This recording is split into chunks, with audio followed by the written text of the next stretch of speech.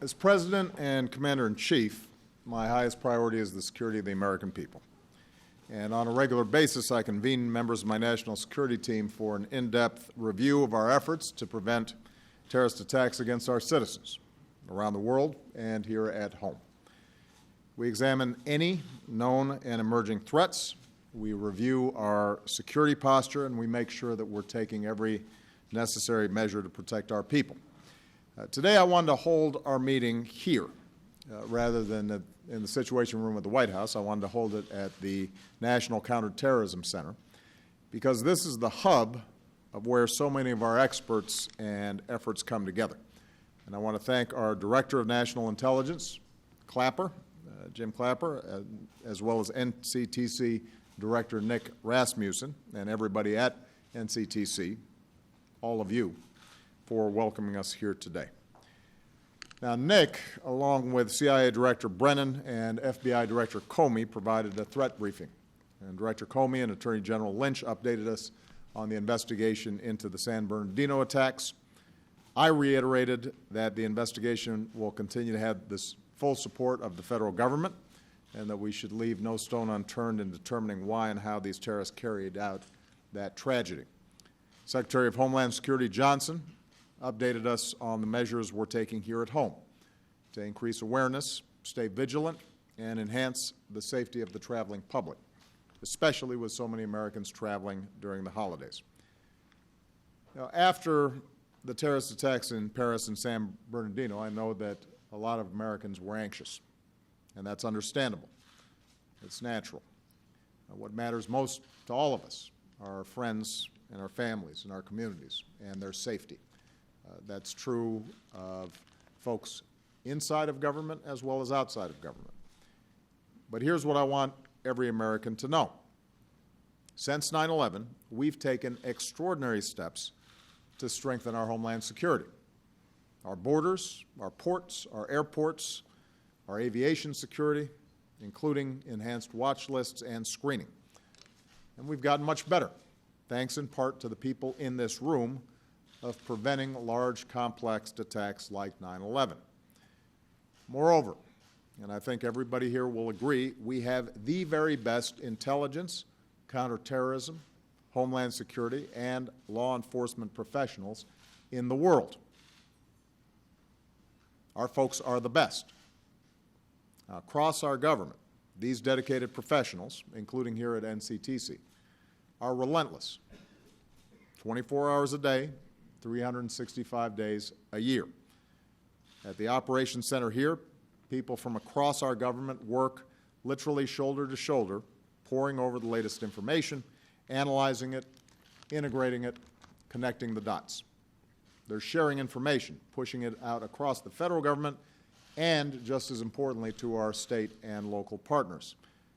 In other words, what you see here today is one strong, united team. So our professionals have a remarkable record of success. Of course, when terrorists pull off a despicable act like what happened in San Bernardino, it tears at our hearts. But it also stiffens our resolve to learn whatever lessons we can and to make any improvements that are needed. In the meantime, what the world doesn't always see are the successes, those terrorist plots that have been prevented. And that's how it should be. This work oftentimes demands secrecy. But as Americans, we should not forget how good these patriots are. Over the years, they have taken countless terrorists off the battlefield. They have disrupted plots. They've thwarted attacks. They have saved American lives. And so for everybody who is involved in our counterterrorism efforts, I want to say thank you. And the American people, thank you. Now, I want to repeat what my team just told me. At this moment, our intelligence and counterterrorism professionals do not have any specific and credible information about an attack on the homeland. That said, we have to be vigilant. As I indicated in my address to the nation last week, we are in a new phase of terrorism, including lone actors and small groups of terrorists. like those in San Bernardino. Because they are smaller, often self-initiating, self-motivating, they're harder to detect, and that makes it harder to prevent. But just as the threat evolves, so do we. We're constantly adapting, constantly improving, upping our game, getting better.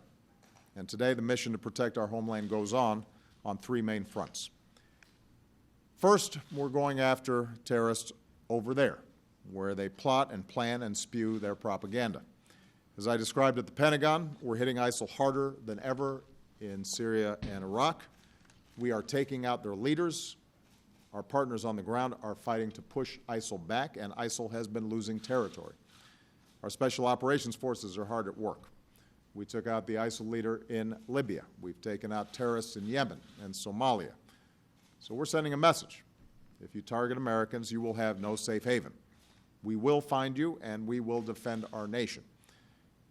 Meanwhile, as always, we're working to protect Americans overseas, including our military bases and service members. And Secretary John Kerry updated us on security at our embassies and our diplomatic posts. Second, we continue to do everything in our power to prevent terrorists from getting into the United States. We're doing more with countries around the world, including our European partners, to prevent the flow of foreign terrorist fighters, both to places like Syria and Iraq and back into our countries. We're implementing additional layers of security for visitors who come here under the visa waiver program, and we're working with Congress to make further improvements. Any refugee coming to the United States, some of them victims of terrorism themselves, will continue to get the most intensive scrutiny of any arrival. They go through up to 2 years of vetting, including biometric screening. And the review that I ordered into the fiancé visa program, under which the female terrorist in San Bernardino came here, is ongoing. Third, we're stepping up our efforts to prevent attacks here at home. As I said, the NCTC is constantly sharing information with our state and local partners. Across the country, more than 100 joint terrorism task forces are the action arm of this fight. Federal, state, and local experts all working together to disrupt threats. At the state level, fusion cells are receiving tips and pushing information out to local law enforcement. And just yesterday, the Department of Homeland Security updated its alert system to make sure Americans are getting the most timely and useful information. And with groups like ISIL trying to radicalize people to violence, especially online, part of our meeting today focused on how we can continue to strengthen our partnership between law enforcement, high-tech leaders, communities, faith leaders, and citizens. So we've got to keep on building up trust and cooperation that helps communities inoculate themselves from the kind of propaganda that ISIL's spewing out, preventing their loved ones, especially young people, from succumbing to terrorist ideologies in the first place. And finally, one of our greatest weapons against terrorism is our own strength and resilience as a people. Now, that means staying vigilant. If you see something suspicious, say something to law enforcement. It also means staying united as one American family, remembering that our greatest allies in this fight are each other, Americans of all faiths and all backgrounds. And when Americans stand together, nothing can beat us. Most of all, we cannot give in to fear or change how we live our lives, because that's what terrorists want. That's the only leverage that they have. They can't defeat us on a battlefield, but they can lead us to change in ways that would undermine what this country is all about. And that's what we have to guard against.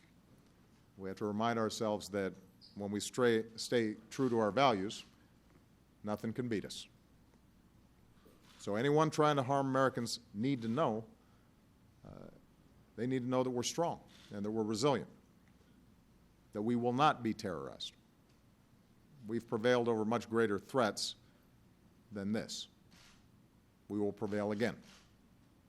So I want to once again thank all of you at NCTC and every one of your home agencies across our entire government for your extraordinary service.